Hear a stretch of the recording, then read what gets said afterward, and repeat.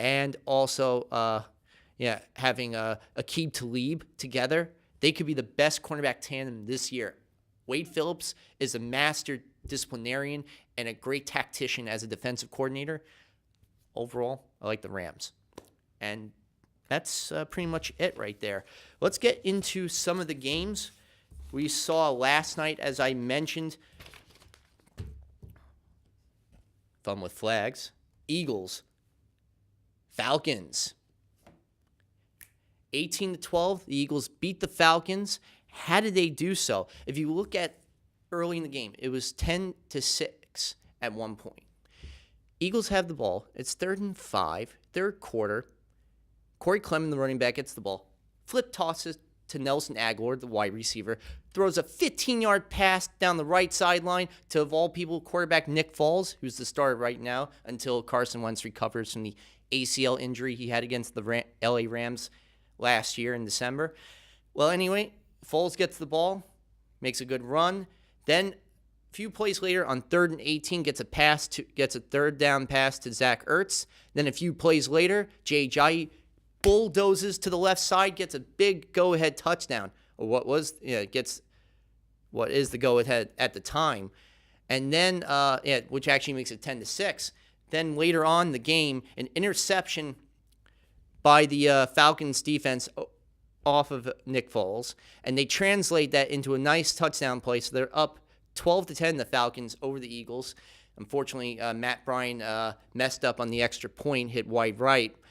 Then a few plays, then again later on in the fourth quarter with just minutes to go, Jay Ajayi gets yet another touchdown and the 2-point conversion, and they're up 18-12. So it's a last-ditch attempt by the Falcons in the 2-minute drill, which you would think Matt Ryan would excel in. And he made several awesome throws to Julio Jones. And again, where are the other receivers? Honestly, that's what really pisses me off. Calvin Ridley, who they acquired in the draft from Alabama, who had such a great career with the Crimson Tide, on 3 targets, couldn't notch 1. So he really has to be a factor the rest of the year, because they got him for a reason, so to take all the pressure off of Julio, Anyway, the Falcons, the Eagles defense commits a penalty with just a few minutes to go inside their own 10-yard line. So one last-ditch attempt, 1 second to go, 4th and goal. The ball snapped to Matt Ryan, throws a huge over-the-shoulder fade right to Julio Jones in the left corner of the end zone, catches the ball. Unfortunately, Julio couldn't keep his feet in bounds. Game, set, match. Falcons lose to the Eagles 18-12. Now let's go to in the neighborhood, starting with the New York Jets visiting the Detroit Lions. Monday Night Football. This matchup right here has Detroit all day, every day. I know, again, a Jet fan picking against his own team. Reason being, I love Sam Darnold. Don't get me wrong. His numbers were good in the preseason. Even though, again, there are times I don't take the preseason, that well. I take it with a grain of salt. This time he's going up against a secondary that has the likes of Glover Quinn, who's a good shutdown safety, and a good shutdown corner. And I'm going to be honest, too, Matt Patricia's defense, 10 out of the last 12 times when he was with the Patriots, beat the Jets. Even though Matt Patricia's not holding weight with that, but at the end of the day, you still have to contend with Matthew Stafford, one of the nastiest throwers in the league. And the Jets secondary, other than Marcus May and Jamal Adams, probably the best safety tandem, their cornerback situation is, well, they did get Tremaine Johnson. Let's hope he can maybe do a good job tailgating Golden Tate, but otherwise you're going to see Kenny Galladay and some of the other receivers pick up the pace. And the Lions, for the first time, are going to actually have one of the best running back offenses in the league. Kerryon Johnson, who they drafted out of Auburn, is really going to be something to behold. And Theo Riddick, who's a great change of pace, good third down back. I just don't see the Jets having the pass rush to stop this. So, I'm sorry, I gotta go with the Detroit Lions in this game. Okay, The Jacksonville Jaguars, the team that came just one game shy of their first ever Super Bowl appearance, fortunately blowing a 20-10 lead against the Patriots in the AFC title game, losing eventually 24-20. They start the 2018 season tabula rasa, clean slate, heading to the Meadowlands, taking on the New York Giants, who also won a clean slate after that 3-13 debacle. Well, Odell Beckham celebrating a 5-year, $95 million contract, making one of the richest wide receivers in NFL history. This time going up against Jalen Ramsey. That is going to be the matchup to watch. One guy who likes to talk, that's Jalen Ramsey, because you would think Odell would be the one talking, but this time Odell is actually being reserved. Let's see if that pays off for him. But overall, you're going up against a team that gave up the second least amount of points in the league, 16.8, and second in total defense, 286.1 yards. You have two defensive linemen, and Calais Campbell and Yannick Ngakoue, who had 10-plus sacks. Calais Campbell having 14. He was a great pickup in free agency last year for them. And you have probably one of the best cornerback tandems. Besides Jalen Ramsey, you got A.J. Bowie on the other side. This is going to be way too much for the Giants, even though the Giants signed Nate Solder to be the left tackle to protect Eli Manning's blind side, because Eli had a lot of trouble being able to get the ball off in time. You had maybe 2-3 seconds at best because of that porous offensive line. Now it's Solder there and moving their other player to the right side, and getting Saquon Barkley, who could be one of the best once in a generational backs besides Ezekiel Elliott. I don't see the Giants winning this game. I think it's going to come down to last second interception for Eli Manning off of that defense, onto that Jaguars defense. I got the Jags winning this game. Originally, I had the Giants, but I'm thinking of the Jags defense is going to be way too much for the Giants this week. But you know what? I think the Giants overall are going to have an impressive season. In fact, I think they're going to get a wild card berth in the NFC. Now let's go to the 49ers going up against the Vikings. You got Kirk Cousins making his purple and yellow debut with the Norse people inside the translucent glass stadium that is U.S. Bank Stadium, the place that hosted Super Bowl 52. Anyway, you got the Vikings. Dalvin Cook coming back, who was the rookie last year at Florida State, tore his ACL. Well, this year, I think he's going to have a really good season. And you got Everson Griffin, a dangerous defensive lineman, going up against that defensive lineman, going up against that not too an all-right defense. You got Joe Staley, yes, on the left side, but the right side is where things are honestly going to get very sticky for that 49ers offensive line. And I think that's where you're going to see a lot of headaches for Jimmy Garoppolo. You're going to see his first loss take place. I got the Vikings. Now, the next game right here, you got the Cowboys taking on the Panthers. Yes, I know, and these flags sometimes don't like to come apart. But anyway, Cowboys, Panthers. The Cowboys D-line has got to watch out from Caffrey. He's a very elusive running back for sure. And then you got the option plays that Carolina's going to be running, not with McCaffrey, and also with, of course, Cameron Newton. And you got him inside the 10-yard, inside the 5.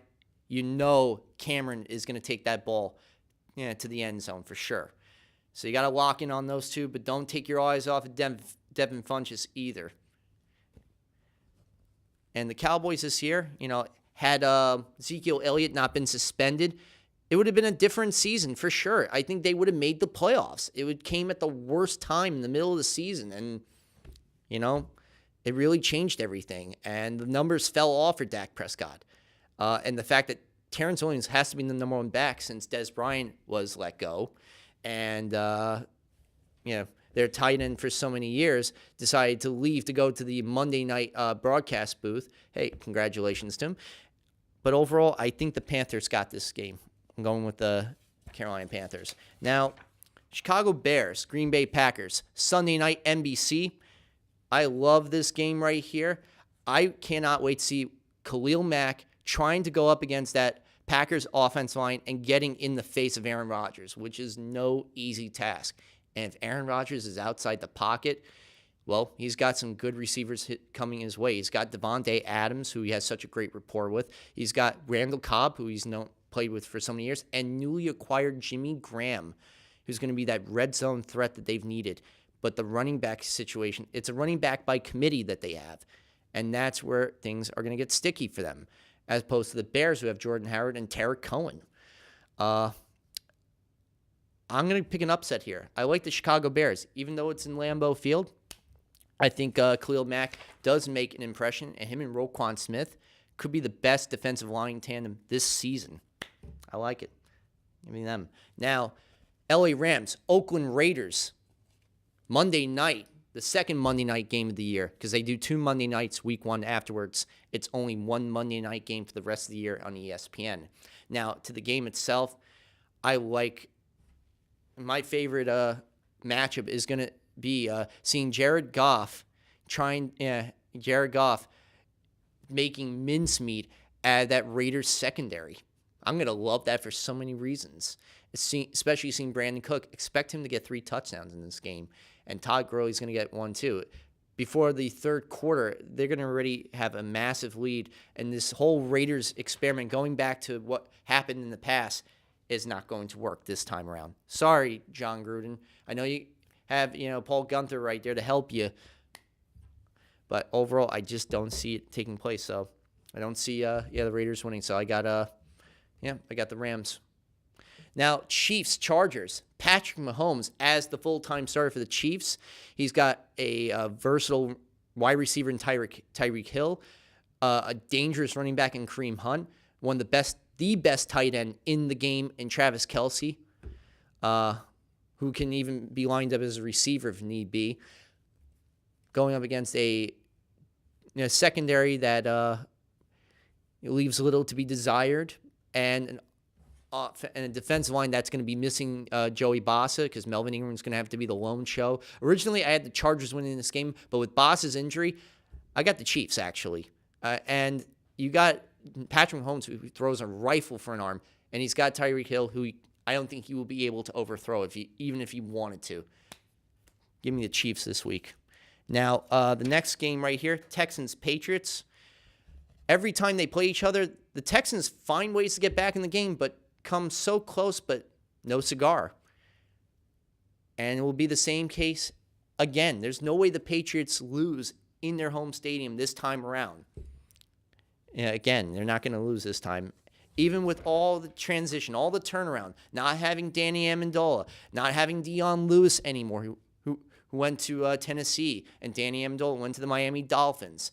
Losing certain players, it does not matter. At the end of the day, the Patriots are the Patriots because of Tom Brady and Bill Belichick. Now, the Cincinnati Bengals, Indianapolis Colts. This should be a fun game. Both teams looking to get to the playoffs this year. Both teams looking to improve their fortunes. Andy Dalton will be loved by Buffalo Bills fans for 4th and 12 last year in the final week of the season against the Ravens, getting a 49-yard pass to Tyler Kroft, which sent the Bills to the postseason and the Ravens eliminating them. This time, so they pick up from that point and they start 2018 in Indianapolis. Indianapolis, a team that needs Andrew Luck to have a great season and the offensive line to protect him, because, again, the offensive line last year allowed 56 sacks. That's why they got Quentin Nelson. They have Anthony Costanzo there. They have all the players in place. The Bengals this year are, Joe Mixon. This is his year to shine as the running back, and I think he will have a great game against that porous defensive line. Other than Malik Hooker, their free safety, other than him, the rest of that defense, nothing was done about the defense in the offseason. More was done for the offense, and that's why the offense is going to have to outscore their opponents every single week. It's going to put a lot of strain possibly on that repaired shoulder of Andrew Luck. I got the Bengals winning this week. Buccaneers, first of 3 games without Jameis Winston. Ryan Fitzpatrick starting for them. Going into the land of catfish, of gumbo, Creole, and good old-fashioned music. They bomb Tom Roulette, New Orleans Saints. and the good times are going to be rolling for one Drew Brees, who last year I mentioned had 72% completion percentage, over 4,500 yards. This guy is one of the best pre-snap reading, adjusting quarterbacks in the league, besides Tom Brady and Peyton Manning. The guy can change on a dime what he's going to do if a defense gives him so much as a sniff or a clue what's going down. And with Michael Thomas there, and you got Alvin Kamara, who's going to be the bell cow for the next 4 weeks while Mark Ingram serves his suspension for PED usage, the Saints team is gonna really roll off. We got them winning. Ravens, Bills, both teams with decent defenses. The Bills last year was an anomaly, though. Again, I know I like to say that word again, and I'm sorry if I've used that word so many times in the show. Anyway, getting to the Bills, the offensive line issues, letting Cordy Glenn go, seeing Richie Incognito retire. You know, they only have Deion Dawkins. He's the only consistent person on that offensive line, which is going to spell a lot of trouble for Nathan Peterman against this defense as Terrell Suggs. I do not like his chances of staying upright for most of this game. I wouldn't be shocked at some point in the second half where Josh Allen has to come in. I got the Ravens winning this all day, every day. Titans going to South Florida to take on the Miami Dolphins. Titans this year, Mike Vrabel taking over as the head coach, Matt LaFleur bringing his specialty skills as offensive coordinator, and Dean Pease, who's going to be the defensive coordinator. There's going to be a transitional defense for sure, a lot of 3-4, and probably a lot of New England-style defense with their safeties dropping back at times in coverage. You're going to see plenty of that as well. And Jarrell Casey, probably one of the monster defensive linemen, and Brian Arakpo together for Tennessee. But overall, it's really the offense.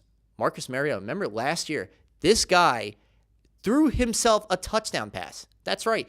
He threw the ball to one of the Kansas City Chiefs players, and it bounced right back to him, and he caught it into the end zone.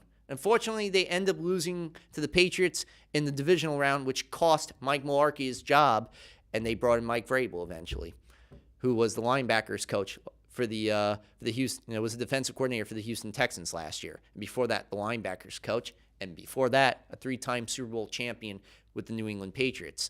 He's got Dion Lewis there, to be with Derrick Henry, who this year Derrick Henry is going to be the number one now that running back since DeMarco Murray decided to retire.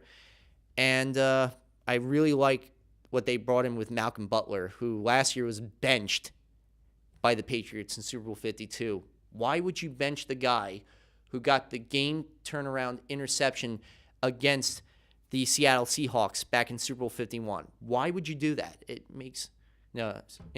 Why would you do that? It made no sense whatsoever that he did that. Actually, it was Super Bowl 49. But nonetheless, that was stupid to bench him. And now you paid dearly for that mistake. New England, you lost. Well, he's going to get a chance to show New England how big of a mistake is in that secondary. And I think overall the Titans have the better team. I got them beating the Dolphins team that, yes, is in transition. Ryan Tannehill, first time in 18 months and over 2 years that he's playing a full season. Hopefully playing a full season, but yeah, nothing to be desired with the Dolphins this year. Now, Seahawks, Broncos.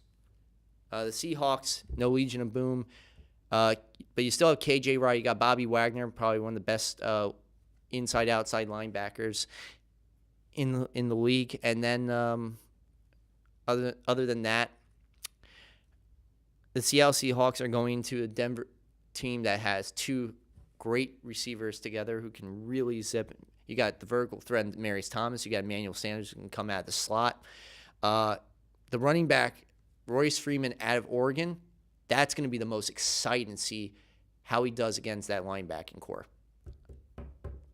against that defensive line. Overall, I got the Broncos. I think Case Keenum is going to bring a lot of luck under center, and he's going to be probably the bridge for whoever the next Broncos quarterback. After all, they can't do any worse They had to go with 3 quarterbacks last year. That didn't work out, and they had an 8-game losing streak the first time in over 30 years.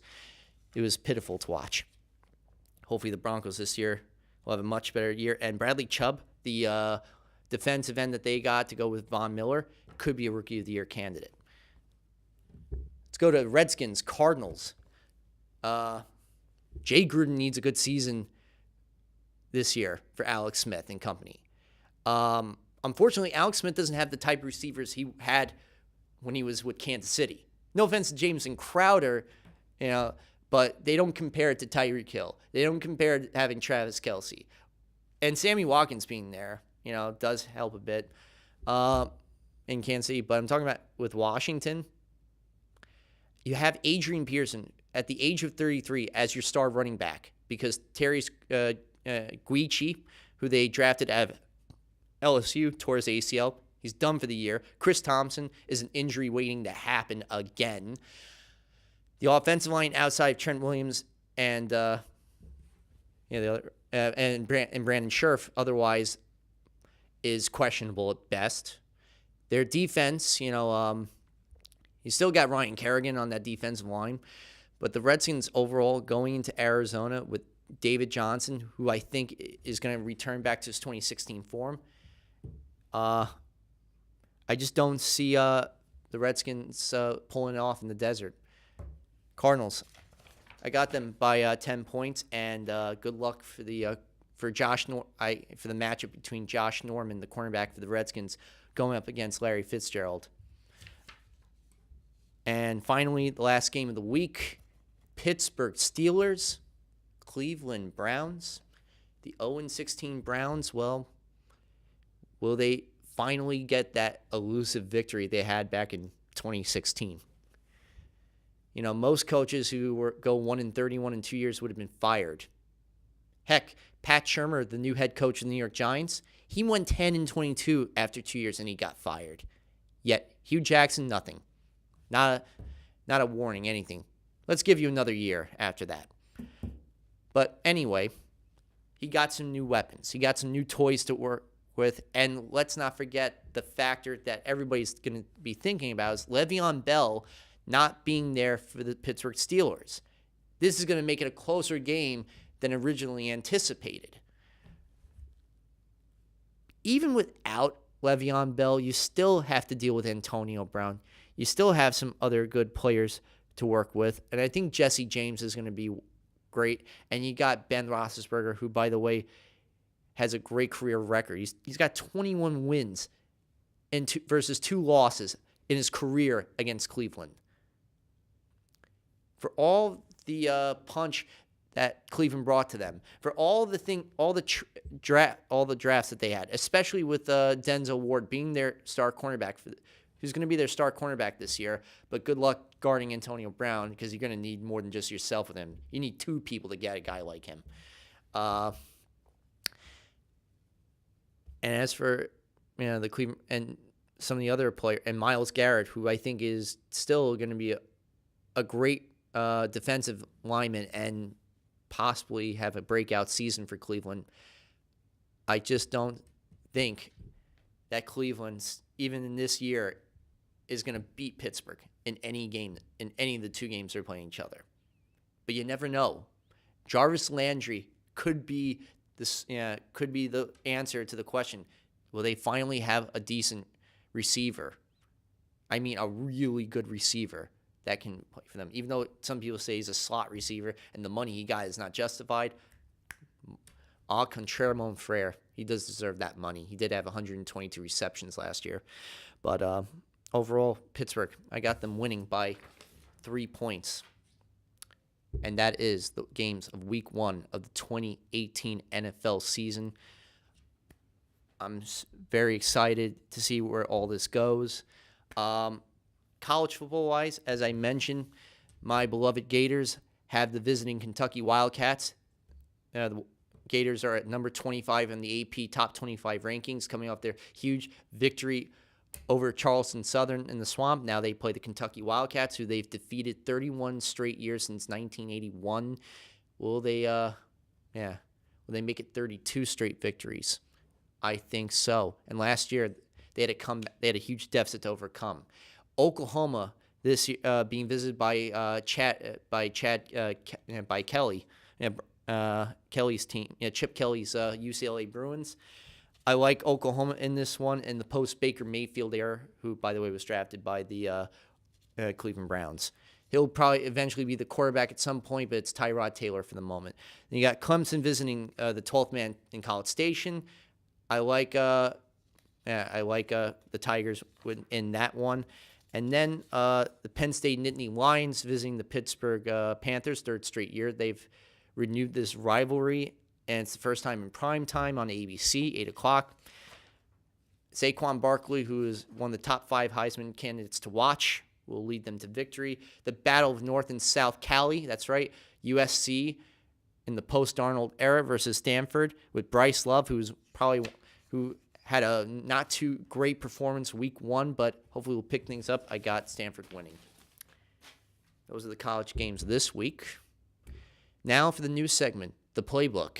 This introduces plays, auditions. So for all you theater people out there, I got something for you as well. The thing is, theater people, yeah, you are awesome. I love you all. You're my family all over Staten Island. And here we go. The classic tragedy from the bard William Shakespeare gave us Hamlet, and Hamlet will be given to us on Staten Island by the Seaview Playwrights. I think as we speak, they're right now about to go on stage, starting their first weekend of performances. Friday and Saturday will be 8 o'clock. The Sunday performances at 2, and the following weekend as well, the 14th, 15th, and 16th. Friday and Saturday, 8 o'clock, which actually I'm going tomorrow to the 8 o'clock performance, and then next Sunday at 2. And my good friends in it, Amanda Rose Benjamin, Nick Cosentino, James McKeon, Victoria Gullo, Helene Marie, and directed by Ken Torado. So definitely go see it. Should be a fun time and a great take on one of the greatest tragedies that Shakespeare has ever written. And then next week, my people at Staten Island Shakespeare Theater Company will present you Measure for Measure. It's going to be 2 weekends on the next 2 Saturday and Sundays, the 15th and 16th, the 22nd and 23rd at 4 o'clock p.m. at Fort Wadsworth, Fort Tompkins, inside Fort Wadsworth. The tickets are free for this performance. You just have to go on to showclicks.com or the Staten Island Shakespeare Theater Company's website.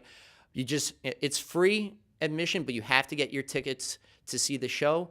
Either you can get at the door, but it could be a limited amount of seats, so I would recommend definitely going online. Great performances you're going to see out of Armand Lane, who plays one of the central characters in our play, of course, Lord Angelo. And you have, of course, the Dan Duffy playing the Duke, his brother, Frank Duffy playing Lucio, and Lorena Ortiz, who is going to be playing Isabella. Love you, Lorena. You're awesome. And the rest of the cast, you got I'm working with Jack DeBalb and Marina Slater again. Jack playing Provost, Marina playing Mistress Overdone. And yours truly is playing Froth. I love it. It's a fun character. And everybody's just outstanding. Oh, and Stephen Scott. I shouldn't forget to mention him. Aeschylus. Can't wait. I'm so looking forward to that performance. And then as for Hamlet, that actually, you have to purchase your tickets on brownpaperbacktickets.com. And so in the following weeks, I'm going to be announcing all theater group activities. And there's an audition coming up for In the Wings production of Annie, which is taking place in December. The 13th will be for the adults next week, and the 16th for the kids' auditions. Prepare music. All right. For all the hardworking men and women of CTV, for all the people that do what they do best behind the booth, Mr. Kenny Graham, thank you so much for what you do as always. And for all my friends, family, and people who are tuning in, thank you so much for tuning to week 1. Next week, we got Matt White, and we got my other friend, Corey Valdez, joining me right here next to me talking about week 2 and all the games from week 1. So until next week, I'm Eric Rosen saying good night, peace and love, peace and love.